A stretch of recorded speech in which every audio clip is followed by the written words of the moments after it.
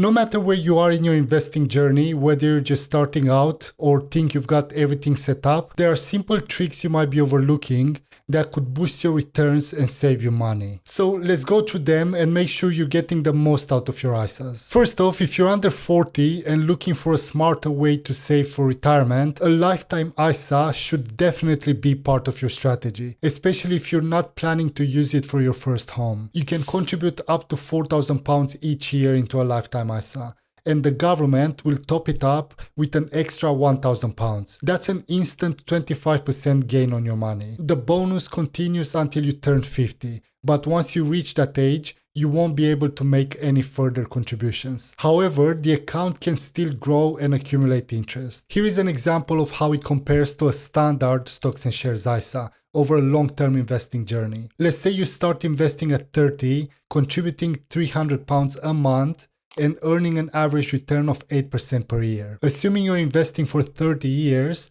here's how they differ. With the standard stocks and shares ISA, you would end up with £450,388. However, with a lifetime ISA, your £300 investment gets boosted to £375 due to that 25% government bonus. So between the ages of 30 and 50, you're contributing £375 per month, which becomes £222,730 over 20 years. After that, your balance keeps growing at the same 8% return from 50 to 60. Even though you can't add any more money. And by the end of the 30 years, you'll have £494,380. That's almost a 10% or £50,000 increase compared to a standard stocks and shares ISA. So if you're already maxing out your other ISAs, the lifetime ISA is a powerful tool to add to your portfolio. Now, of course, the caveat is that you can only withdraw this money once you reach 60. If you take the funds out before then for anything other than your first home, you will incur a penalty. But it's one of the few ways to get an instant 25% boost on your money. And over time, that can make a massive difference to your retirement fund. So it's definitely worth considering. Sure, the regular stocks and shares ISA wins when it comes to ease of access, which is why it's probably best to have a combination of both so you can bridge the gap. The second trick is to reduce hidden fees by switching platforms. Depending on the range of investments in your portfolio, you can potentially reduce your fees by 50% or more just by choosing the right platform. For example, many people use Vanguard because it used to be one of the most cost-effective providers for small investors. However, what most people don't realize is that you can invest in Vanguard funds on other platforms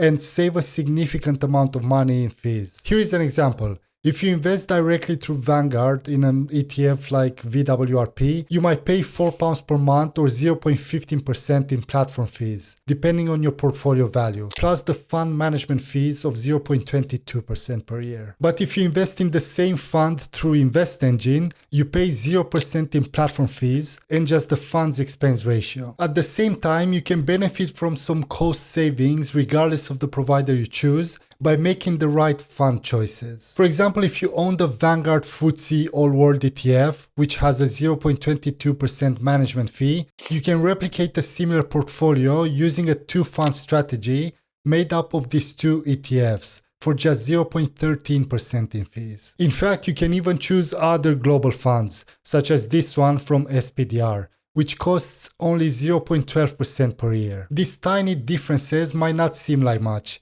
but over time, they compound into thousands of pounds in savings. Also, depending on the size of your portfolio, you can save even more on fees. For example, if you have a £100,000 portfolio, or even bigger, sure, you can avoid platform fees entirely by choosing platforms like InvestEngine or Trading212, because they offer 0% platform fees, which is great for cutting costs. But of course, newer providers aren't as established as some of the major players in the market. If you're someone who values stability and reputation, you might be willing to pay a bit more for that peace of mind. The good news is, even if you're open to paying a little more, you can still pay as little as £36 per year if you know where to look. Providers like Hargreaves Lansdown or AJ Bell can be more cost effective for larger portfolios, and they're also well established, if that's something that matters to you. So the key takeaway is that by making smart choices, you could save yourself thousands of pounds in fees over the long term. The next trick is to automate your dividend reinvestments to grow your ISA faster. This may seem like a straightforward one, and many of you may already have it set up, but it's still worth reminding ourselves how much more you can earn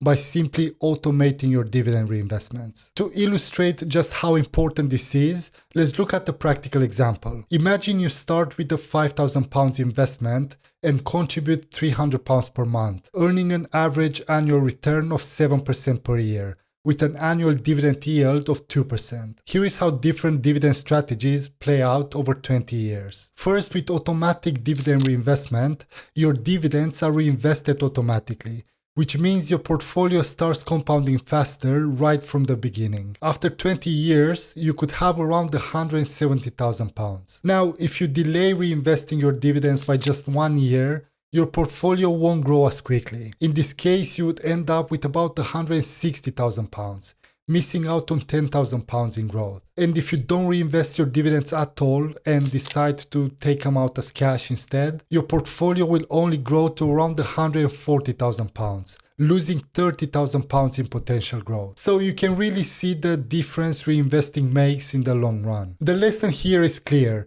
If you want maximum growth, make sure you enable automatic dividend reinvestment with your provider, or use accumulation funds or ETFs. Here is a quick way to check if your fund reinvests dividends. If the fund has ACC, which stands for accumulation in the name, it automatically reinvests the dividends for you. On the other hand, if the fund has INC, which stands for income in the name, it pays the dividend out to you as cash. So now is a good time to check whether your dividends are being automatically reinvested and whether you're in an accumulation fund instead of an income fund. Another key trick is to avoid overlapping funds. If you hold multiple ETFs, there is a very good chance that a lot of them hold the same stocks, especially if they're all focused on large cap US companies. For example, if you have a global equity fund and a Nasdaq 100 ETF, they will likely have many of the same big tech companies in their portfolios. So a common mistake is owning both, because you're essentially doubling up on the same stocks, just in different proportions. The point with investing in multiple ETFs is to diversify across different sectors and markets,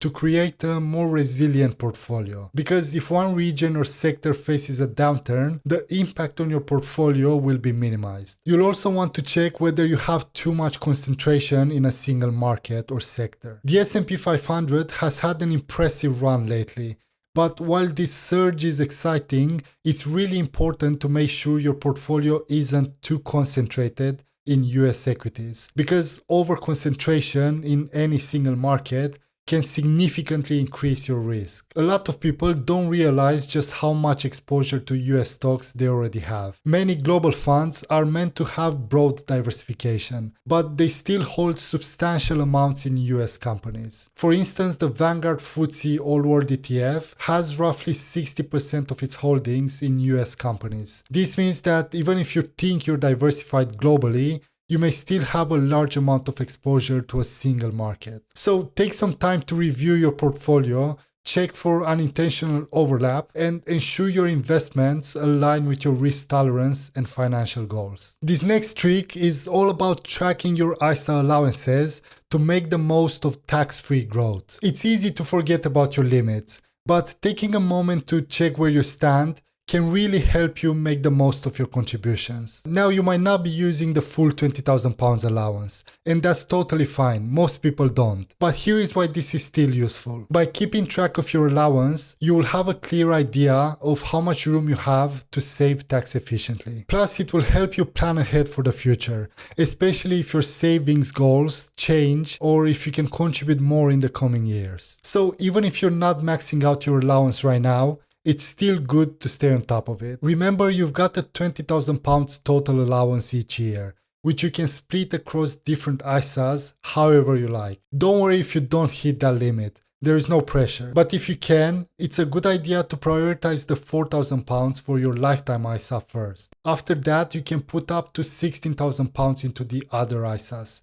depending on your goals, whether that's a stocks and shares ISA or a cash ISA. For a cash ISA, if you're saving for something like an emergency fund, I would suggest looking into flexible ISA, meaning you can withdraw and add money without affecting your overall allowance. For example, if you had £10,000 in a normal cash ISA and withdrew 2,000, your £20,000 allowance would drop to £18,000. But with a flexible ISA, you can take out and put back money without reducing your £20,000 limit. It might sound a bit tedious, but I suggest writing down how much you've contributed to each ISA and how much you have left in your allowance. This way you can make a plan for the months leading up to the end of the tax year and stay on track with your contributions.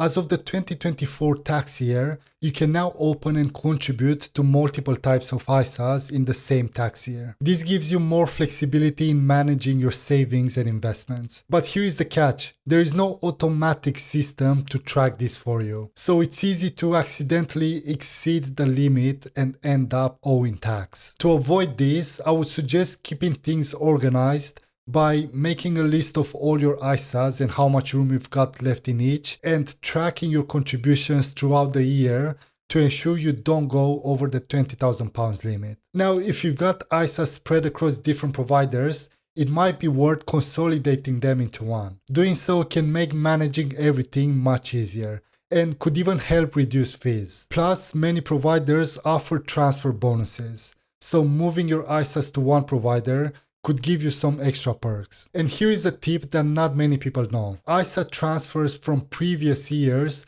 don't count towards your £20,000 limit for the current tax year. So you can transfer old ISAs to a provider offering better returns or lower fees without affecting how much you can contribute this year. This is a great way to optimize your investments and make sure you're getting the most out of your ISAs. And in this video, I will share one more easy trick that lazy investors like me follow to grow wealth and possibly retire early, all while working a 9 to 5.